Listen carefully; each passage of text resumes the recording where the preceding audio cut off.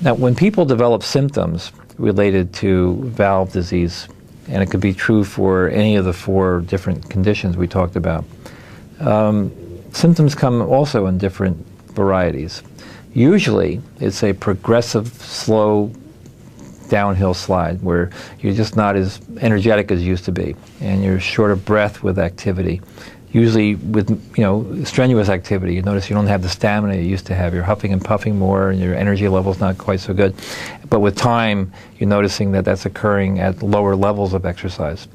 Maybe climbing stairs, or making the bed, as an example.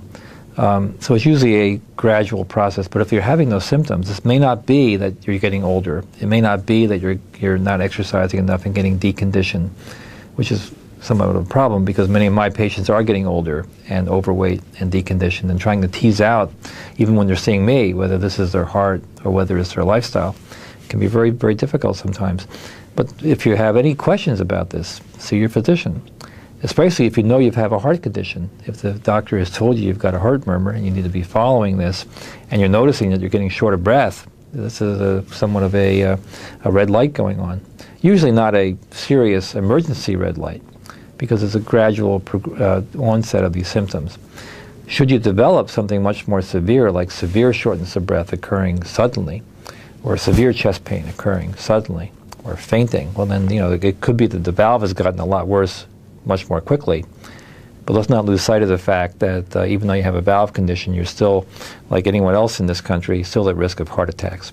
So if you're having any symptoms that could be a heart attack, don't just write it off and say, well, I have a valve condition, I don't have to worry about this, because it could be a heart attack as well. So remember the warning signs for a heart attack: severe shortness of breath, chest discomfort, sweating, lightheadedness, anything like that, that possibly could be a warning sign of a heart attack. It could be the valve, in which case it could also be an issue for you, but it could also be a heart attack. So either call your physician, call 911 if you think it could be a heart attack, get to the hospital as quickly as possible, and don't drive there yourself.